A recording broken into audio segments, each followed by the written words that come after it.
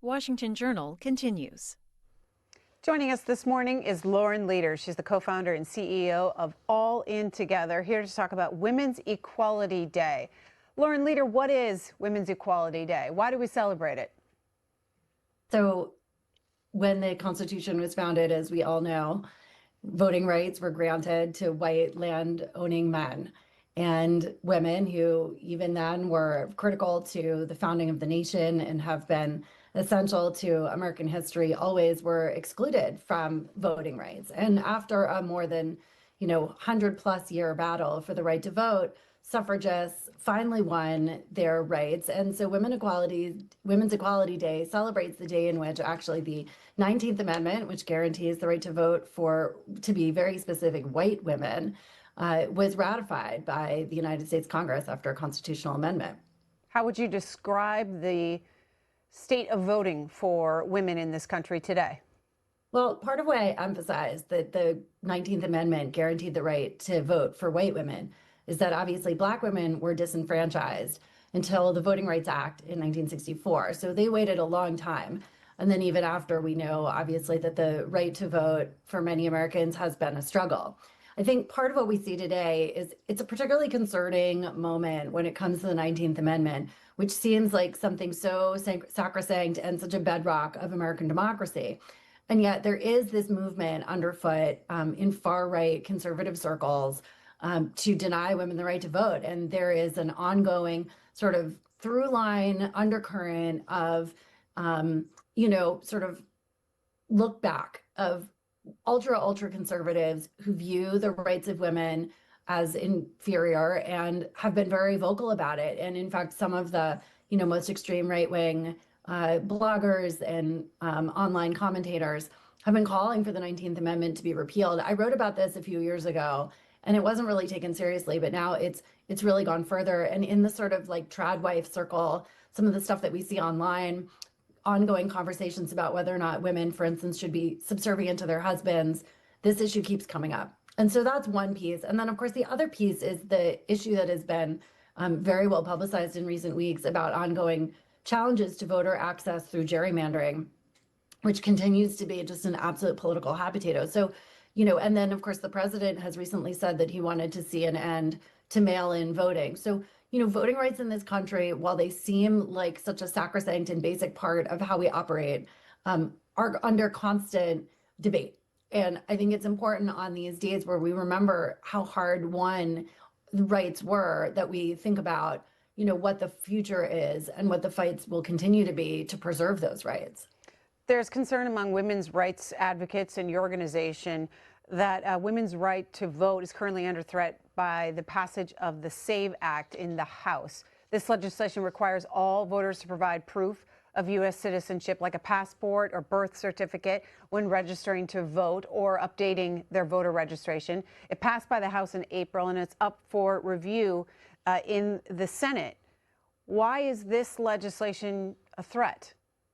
Well, I will tell you that this is one of those bills that really caught fire through social media as women started to understand what the potential implications were, because essentially what the SAVE Act says, look, conservatives have been very worried about voter fraud and concerned. There have been, lots of conversations over the last few years about whether or not, people who are citizens are voting or not. There's very little evidence that that is true, but it doesn't stop the internet from being set aflame.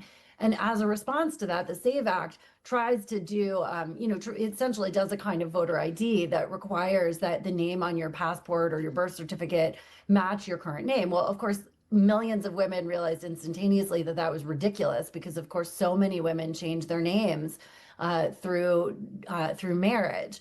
Or other reasons, but marriage is really one of the primary reasons that women change their names. So does that mean that married women would be disenfranchised, would be unable to vote?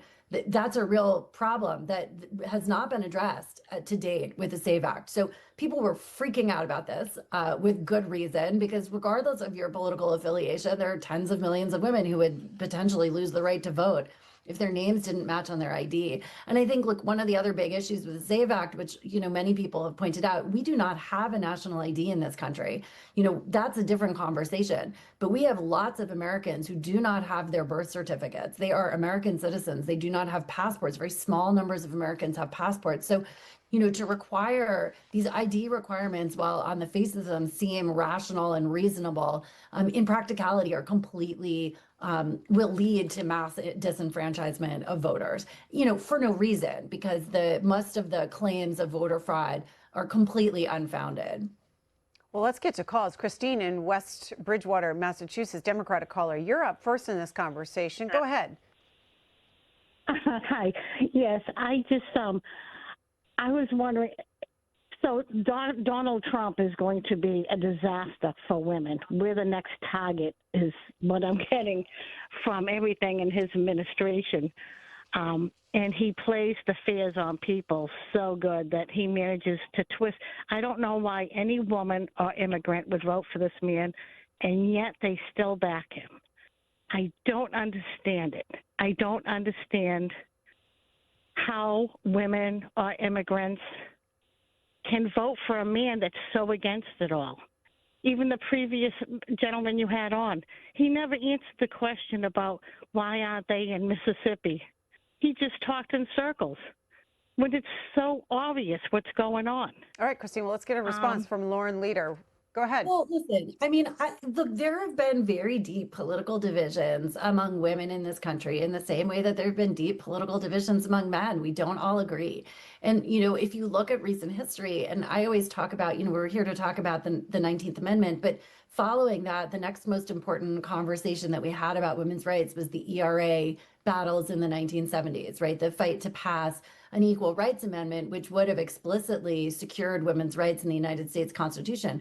Well, it was on a path to victory until a group of conservative women rose up against the ERA, and their concerns were that equal rights was going to mean that, for instance, women would be drafted. And this was in the aftermath and in the ending years of the Vietnam War, that there would be an end to alimony, because if women were equal, they wouldn't be entitled to that anymore. So there was a lot of fear mongering, but part of it was also this sense that liberal feminism just didn't speak to a lot of women in this country who did have more traditional values, who, saw feminism as a threat to their family choices.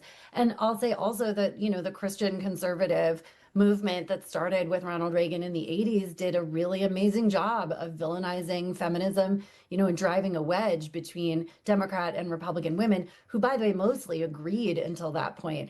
And also, finally, of course, abortion politics. And so, to your point, look, Trump has already made it very clear that there were a lot of issues around women's rights that, he was committed to setting back, abortion rights being number one. That was a very significant commitment that he made, and he followed through on it. And he has been clear that he's proud of it. So, I think the ongoing debates over IVF, I mean, there's a long list, but, it is important to understand why so many women do support him. And it's deeply rooted in a lot of mistrust for liberalism and mistrust for feminism. And by the way, last point I'll make is that Republicans did an exceptionally good job of using the trans issue as a way to galvanize conservative women as well. Many women see, trans women in sports as offensive. So, it's just, I understand for some people, it's hard to understand. A lot of Americans struggle with how the other side thinks, but I think it's important to understand where people are coming from.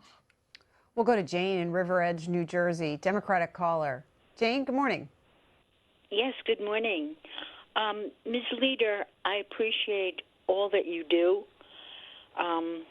My own, both grandmothers were born in an era where they could not vote. They didn't have the right. And sexism I see as a generational thing.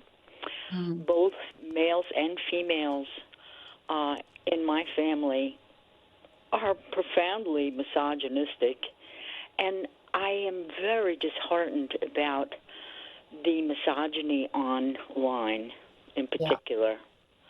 Yeah. And I'm wondering, where are all the women saying, look, I'm sick of this.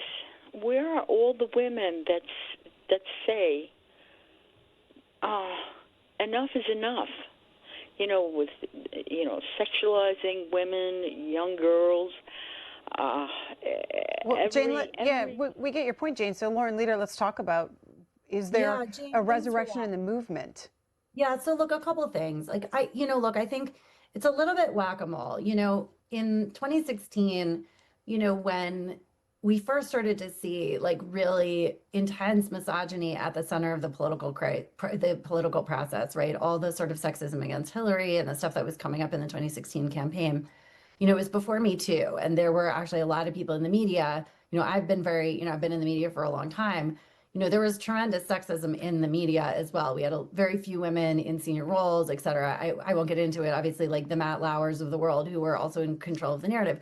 And I actually felt that we made huge progress after that the Me Too movement really shifted the way that like legacy journalism was covering women. I've spent the last decade, calling out sexism in the media, calling it out very publicly in the media. And I've gotten a lot of support for that. And I think there's a lot of people who do that.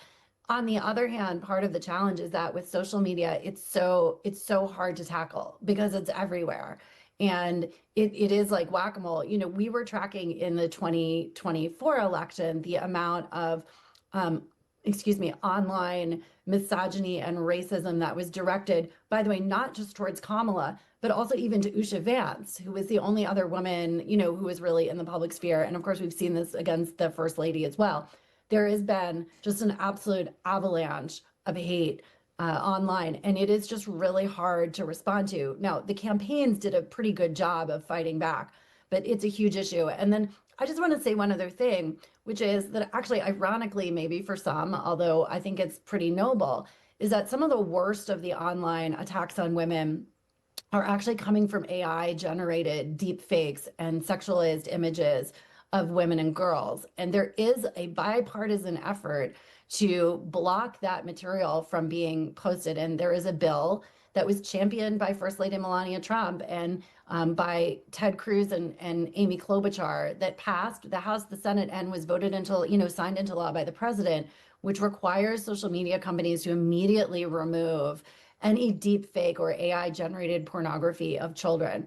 Now, it is a bare minimum, and there's so much more that needs to be done. But I actually am very heartened that in some ways this is becoming more of a bipartisan issue. There is a sense that, like, there is a line that, yes, there's a tremendous amount of hate, but that the sexualization and especially using AI to generate this stuff against people's will, really should be illegal. And, the laws are slow to catch up, but, I'm an optimist. There is a lot of really dark stuff out there. There's no question that the misogyny against women has mainstreamed and it's getting worse in a lot of ways.